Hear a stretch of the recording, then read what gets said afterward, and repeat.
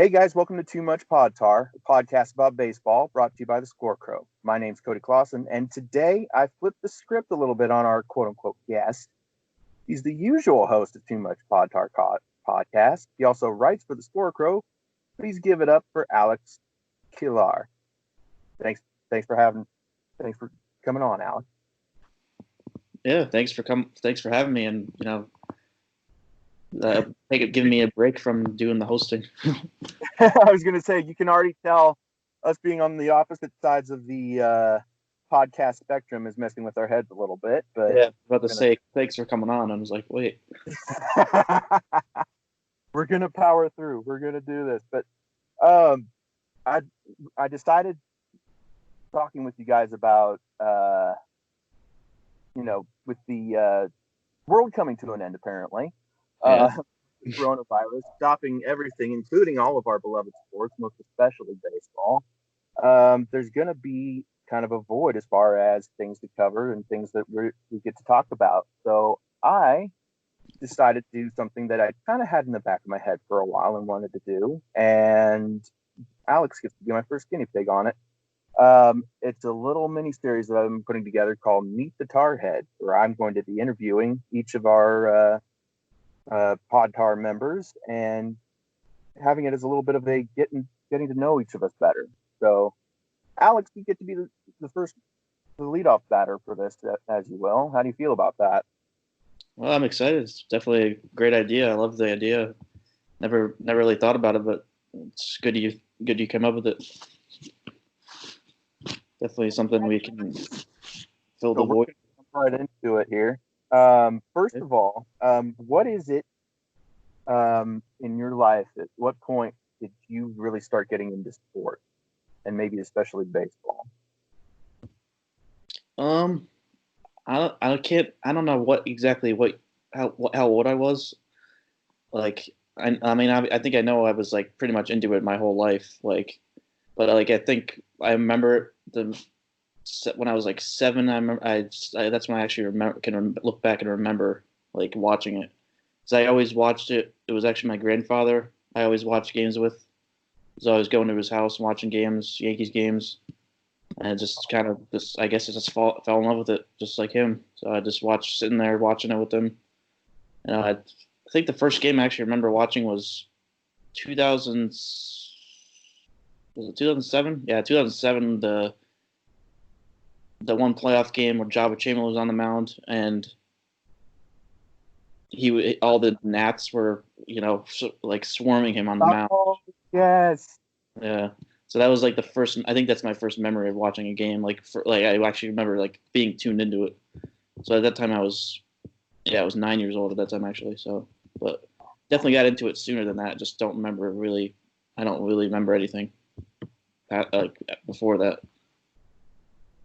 So that is a pull. I almost forgot about him, and then you bringing his name up made me just flood back so many memories of those weird kind of Red Sox Yankees rivalries that there was there. Because obviously I'm a Red Sox fan, so the Yankees are I have a love-hate relationship with. So, but yeah, Jabba, he was a heck of a reliever once they finally moved him to relief, and I love watching it, even though he was a Yankee. Yeah, they kind of ruined him. Like he should have been in the bullpen to begin with, and they just like did the whole thing with the starter, and he just got ruined by that. Yep, there's a lot of pitchers like that where it's just like this guy was obviously meant to be a relief pitcher, but people are just so starved for starters that they just keep trying to make it work, and sometimes it can end up, like you said, almost ruining a guy, or at least kind of harming that sort of bulk and mentality you almost need to survive in that role. Right. So that's what got you into baseball, and that's cool. I love the family dynamic. I love that seems to be a connecting point for a lot of people with sports, is the family. It's getting to go to a game with your dad or with your grandpa, for you getting to watch the games on TV. That's so cool. Yeah. And it's actually like I got my parents into it more. Like my dad, that was my mom's dad, and actually my dad's dad was also a Yankees fan, but like my dad was really not into it as much, but then, and neither was my mom. And then, I started falling in love with it, watching all the games, and that's what they did. They started watching them with me, and falling just as much love with it as I did. So That is super cool. yeah. And I had this kind of weird reaction with that. With like, I was the first one, at least actually for my whole family, to kind of really get into baseball and love baseball. And but my mom kind of followed suit with it, and she rooted for the Red Sox a little bit, especially in the '04 series and even the '07 series. But in the teens, she was kind of looking for her own team. And my stepdad used to root for the Pirates, or at least for Roberto Clemente, way back in the day. And so for whatever reason, they decided to start loving the Pirates, and Andrew McCutchen was their favorite player. And it's just kind of awesome to see that kind of weird fan development come from that, because it's like my love for baseball ended up becoming her love for the Pirates, and it's just a weird dynamic, especially living in the middle of Kansas like we do. Yeah, that's interesting. Yeah. But so what got you into writing, and specifically writing about sports? Well, I always knew I was a good writer. I would, like, whenever I had to do writing assignments in school and stuff, I always got good grades. My parents always said, I always did a really good job on everything. So that was one of my passions. Like, I always essays. I never like really struggled with essays, because I can write really easily. But I don't know, I wanted to write, and I know I love baseball, I love sports, so I wanted to get my voice out there, write about it in some way. And when I actually joined the Scorecard, I was like, I created my Twitter account as like a fan Yankees account, and just I was gonna tweet stuff out from it, just live tweeting games and stuff like that. And Okay. and then I was like looking for sites to write for, so I actually started writing for a Yankee site at the time. But then I found the Scorecard, and then that's the rest is history from that. So, but yeah, it's pretty cool that I was able to find such a good site from just going on Twitter. Oh yeah, getting to jump on for at least for what it sounds like you and also myself, just being such a great writing experience. Because my first experience was with Last Word on Sports, which I actually did with the Squirrel founder Johnny Black back in the day, and that process was fun, quote unquote. I enjoyed the people that I worked with there, and I enjoyed writing there, but the process was just kind of a grind sometimes. And so getting out of it, especially when I was at the point in my life where I kind of needed to get out of it for a bit, and then jumping back in and finding Johnny actually wanting to start his own site and wanting me to be part of it, I was like, oh, this could be fun. Oh, wow. And it was pretty cool to kind of jump in that experience and be able to do that. But, so it sounds like you were the kid in high school I always hated, because you could just kind of make up stuff as far as essays and stuff goes, and it just sounded good, and you always got A's from it. Is that the case? Yeah, that's definitely fair to say. I think I was able to, even if I didn't want to write it, there's sometimes I would be like, it's a topic I didn't have no idea about, but I would still be able to just kind of bullshit my way through it, just write anything. That's exactly the words. Bullshit my way through it. Yeah. I had friends like that, and I was like, I mean, I liked writing, but I wish I had that kind of mentality to be able to pull that off. But I could never do that as far as a school setting, anyway. So that's kind of funny. So, are there any writers that you look up to, or is there anybody that you kind of feel like you kind of, I don't want to say base your process off of, but kind of feel like you kind of have a similar voice to, or just somebody that you like that's writing, especially writing in sports right now? I think the one was just I was about to say Pacific instead of specific, but yeah. The one specific one I could think of is actually from the Yes Network now, Jack Curry. He started out as a writer for, I think he wrote for the New York Times, and then he is obviously now he's like the one who does one of the guys who does the pregame show for the Yankees on the Yes Network. So it's something I look up to. Look the way he just worked his way up there, from writing until now working for the Yes Network. So that's something I would like to do. So is that kind of like a dream job scenario for you then? Yeah, something like that. Yeah, working for TV in some way. That would be that's probably my dream, to work for like on a sports network or something like that. So is that kind of what got you into podcasting, or is there kind of other different podcasts that you like that you kind of felt like, oh, I could do that, or just something that was like seems real fun and that was something I wanted to do? Just something I'd like to do, like just talking about sports. Like, and I figured that since the site, we want to do more of that kind of stuff anyway. So it was actually like Johnny was saying, like he wanted somebody to do a baseball podcast. So I was like, I'll jump into it. Like, give me some more experience, talking about baseball and stuff. So. Awesome. Do you have any favorite podcasts or any that you particularly enjoy right now? Yeah, actually, the one Talking Yanks I like to listen to, the one from John Boy. He's the one who like had all those videos on the Astros and stuff. And I love their podcast. It's fun to listen to.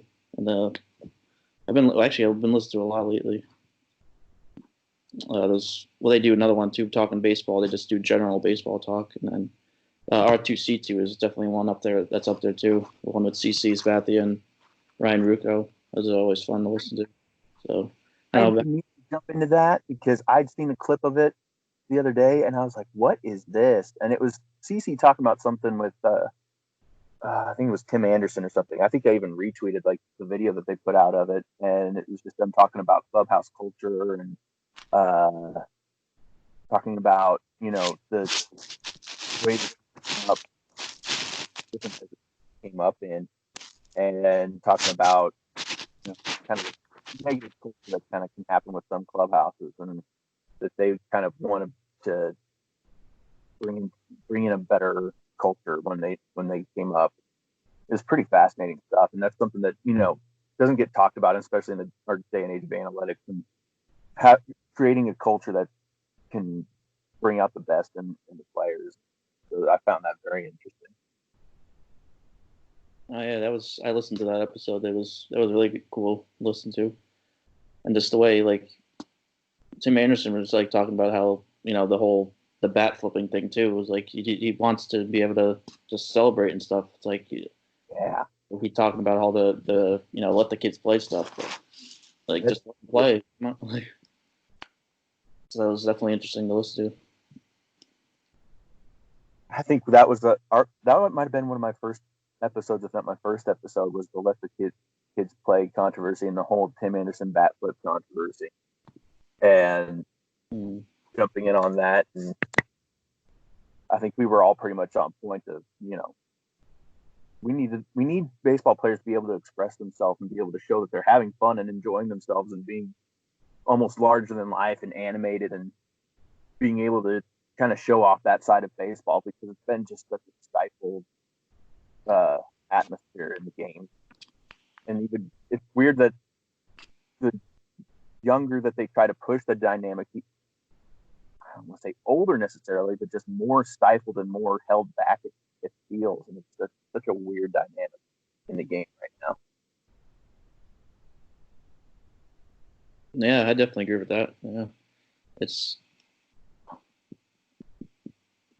now that coming up this year. Hopefully they have more of once the season does get started, like they have more of the mic'd up stuff and like having more fun. I think that would be really good for the game to have more stuff like that during the season.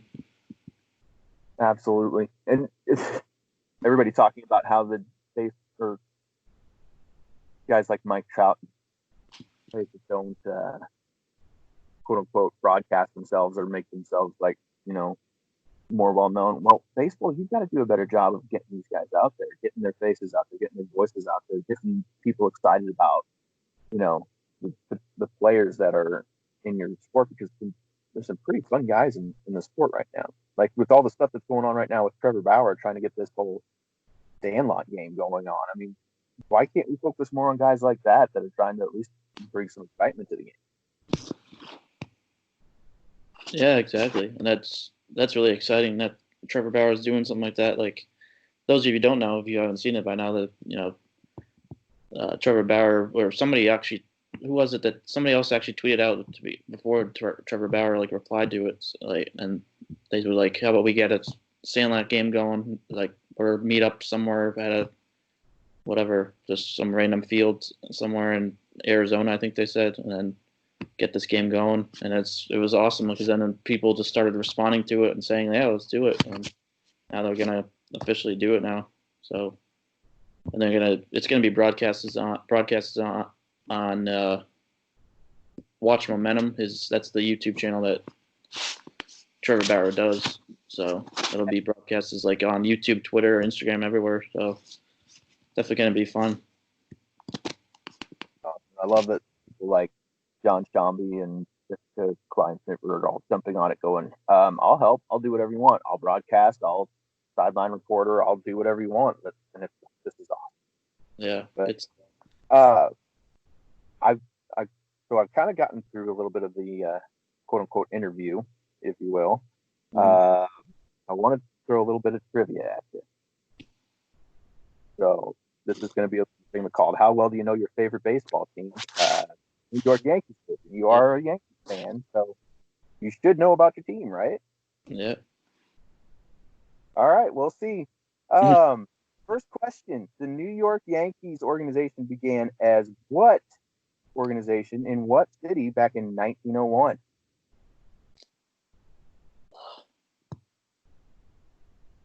Shit, I know this. It's always whenever I always like have pressure on me. Like I know something, but then I'm like can't think of it. I know that's part of the fun of this is like I just wanted to suddenly bring this on people just so they can have a little bit of pressure on them and go, wait, I know this. Hold on, come on. I'll give you a little bit of a hint. It's a team in a city that exists right now, or at least the name does. Wait, it's in a city that exists now, or is it a team that exists now? Like, It, the team name exists as another team right now in the same oh, city. oh wait, it's the Orioles, right? That's what it is. I The think. Baltimore Orioles. That's right. Yeah, I knew. As soon as you said that, that's when I got it. Like the same it's a team already exists. I knew it, and it was like at the tip of my tongue. I figured that would jar it a little bit. Yeah. Um, so they started as the Baltimore Orioles in 1901. They then moved in 1903 to New York and took what name as their mascot? It was like was it the Highlanders? I think. That's correct. The Uh, New York Islanders. Very good. so just so you know, I'm not looking this up either. So I I I put the pressure on you right away just to see if you could pull this off, and this is pretty good. I didn't expect you to get those. That's awesome. yeah. Okay, so here's four of the greatest Yankee teams um, that have played are from 1927, of course, Murderers Row, Yeah. 1901, 1978, and 1988 or 1998. Those are considered four of the greatest Yankee teams that have existed. Mm-hmm. Which team won the most games? You say the most games? Yes, 1998. that's right. I Yeah, thought maybe that's a 27 pretty easy one. might lead you that way, but that team won 110 games. The 1998 team under Joe Torre won 114 games. So, Yeah. so do you know what season the New York Yankees took on that franchise title of Yankee? I'm gonna say 1923. Weirdly close. It was 1913. 10 years off. Oh shit. They were the Highlanders from 1903 to 1912, and then became the Yankees in 1913. Yeah, I was thinking 1923. I was thinking house at Ruthburg, but I was thinking that's when they got the name, but they had the name already. And this is infuriating because in what year did the Yankees win their first World Series? 1923. That's it. That is it. Uh, All right. In 2005, Alex Rodriguez became the first solely right-handed hitter for the Yankees hit 40 home runs in a season since 1937. Who accomplished that feat in 1937? 1937.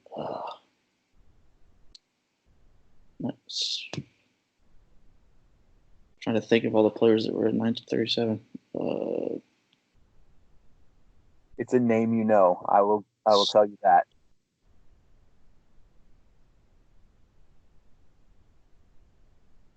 Has another famous record in the Yankee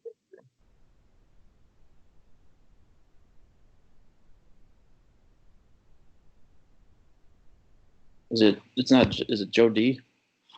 It is Joe DiMaggio. Okay. Wasn't sure I was going to get that one. Oh, and more that I wanted to ask you, and I can't. Oh gosh.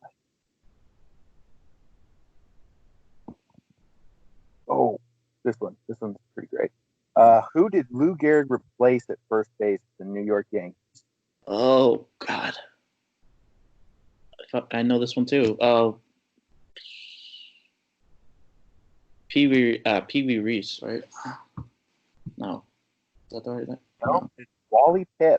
Wally Pipp. Yeah, they messed those two up. Yeah. And here's I don't know if this is a trivia question as much as just a fun question that I found. Why was Babe Ruth number 3? That one I don't know at all. That was just a weird one that I found that I was like, okay, I guess. He was number 3 because he was the third man in the batting order. Oh, yeah. I actually did know. Yeah. I forgot that's what they did back then. Yeah, they just did it based on batting order. Yeah. And I've got one more for you here. Right. Of all Yankee managers, of all these great Yankee managers, which of the following managed the team the most seasons? I never say his name right. Ralph Hook, Wally Post, Yogi Berra, or Joe McCarthy? I'm going to say McCarthy. That's right. Managed the team from 1931 to 1946. All right. That was how well do you know your favorite baseball team? And guess what? Pretty well, Al. Yeah, I just got the one wrong. Or two, I guess. Not too shabby. Not too shabby. It's honestly, it's not meant to be like how many do you get right. It's just I just want to rack people's brains just to see how much they even know about their own team, and give them that quote unquote high pressure situation. Just make you feel a little bit of pressure. But you did pretty well. I know if I had the same situation with my team, I would get probably every question wrong. Yeah. So I've got one final segment that we're going to do. I'm calling it Final Five, and I may have stolen this from another podcast that I love called New Players Join. Shout out to Keith and Jesse. It's a video game podcast. I love their questions that they do because they do these Final Five questions at the end of every episode. And then so I've taken them and kind of turned them into baseball questions instead of video game questions, except for maybe one. So first question is, if you could be any baseball player in history, who would you be and why? Ooh, that's a tough one in history because it's so many.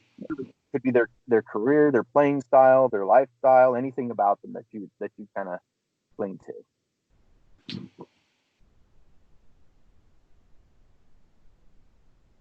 Might as well just say it, Derek Jeter. I figured as a Yankee, I figured that would probably be the one. I didn't know if maybe you'd pull Mickey Mantle or.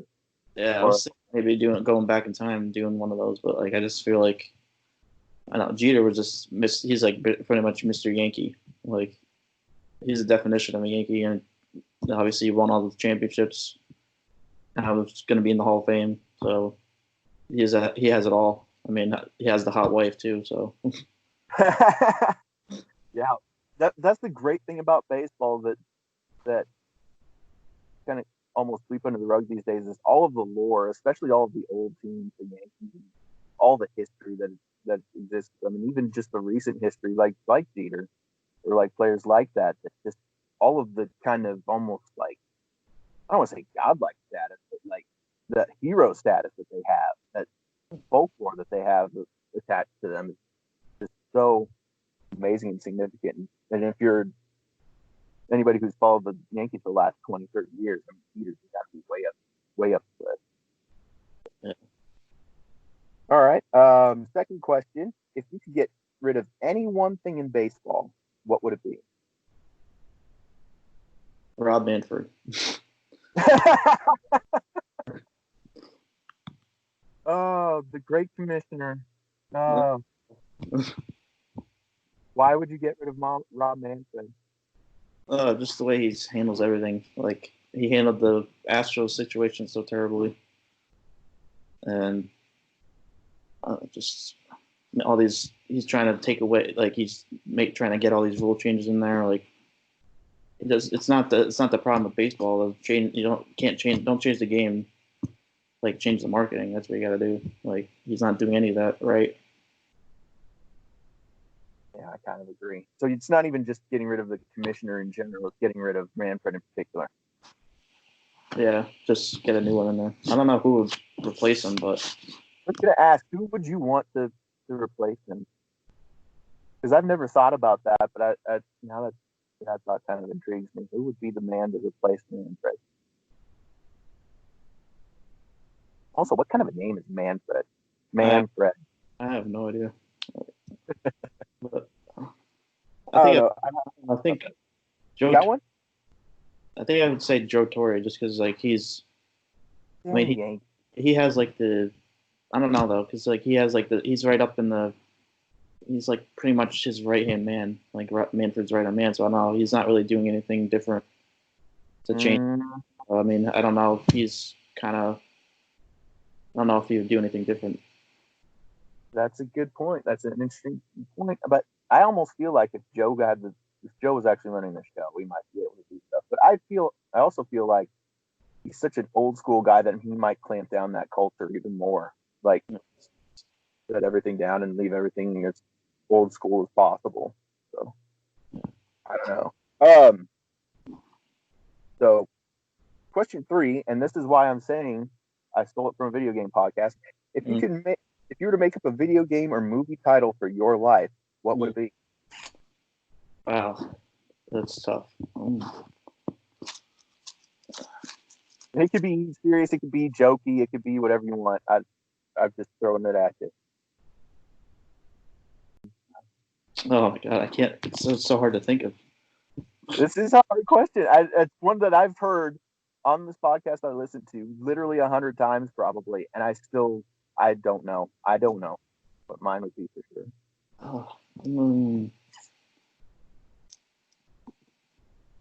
If I had to come up with one right now, the thing that came up in my head was Postal Life. Wait, what was it? Postal Life, since I work for the Postal Service.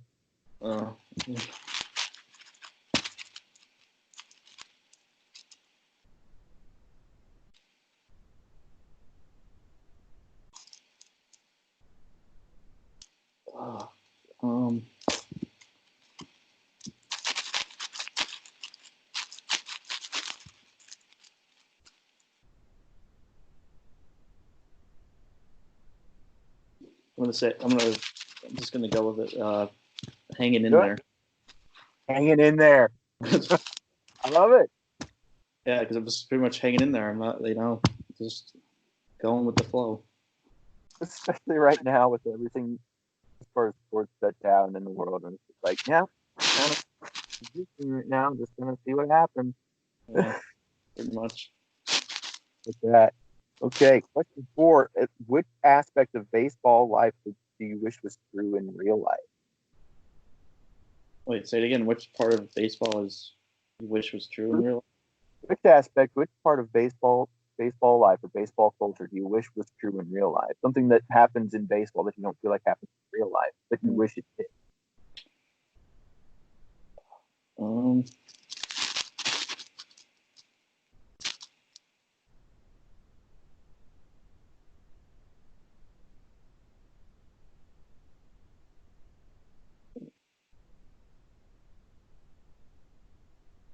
I don't know. I guess it's kind of true for all sports, but just like the way you can go to a game or watch a game on TV and just kind of like you're just in the moment. You're not aware of anything around you at all. You're just kind of like buried in the game. Like you're not really focused on any of your problems. You're just kind of you feel like you're in a movie just watching this game, like not worrying about anything.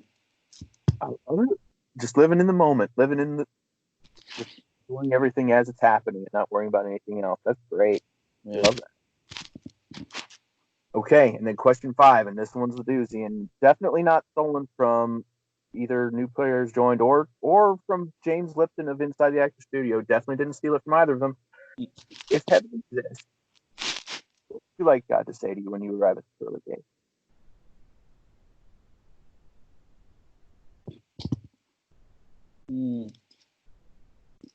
I know it's a deep existential question. That is a baseball podcast. That's what we're doing here today. And it can also just as serious as you want or as silly as you want. I don't care. Just go for it. I'm just gonna say you did good, kid. Yeah, I love it. You made me proud or something like that. Good. All right. Well, that's it. That's all I have. Anything else that you want to throw in at the end? I guess we should uh, pub ourselves a little bit. If you want to follow me, I'm Cody Clausen, KodyClawson. I'm on Twitter at Cody Clausen. Have a Facebook page for my writing. It's also at Cody Clausen Writes. And I write for The Score Crow, which is a great website you should definitely follow. Alex is at Alex Kielar? Yeah, it's just my name, yeah. Okay, excellent. Yeah. Anything else? Yeah, I'll just say too, I write for The Score Crow as well, and just with this podcast, we've had a lot of episodes out already. Did season previews for all the teams so far. Besides, Astros and Nationals, the last two to come out. Which at this point, I think I'm going to wait to get out until we know that when the season's coming back. This is right before the season starts or something like that. So, it sucks. We were almost done with them, and then now we got this. And we're going to have a 24-hour pod, and that's not happening at least not now. So, right. But yeah, I also have Instagram I'm at Kielar 2, and then Facebook I'm also on there. I share my articles there. So check all that out. Yeah, and yeah, thanks again for flipping the switch here and hosting this. Yep, I love it. Definitely happy to do it. Can't wait to get the other guys on here to get this figured out. And as always, never have too much pod tar. Never.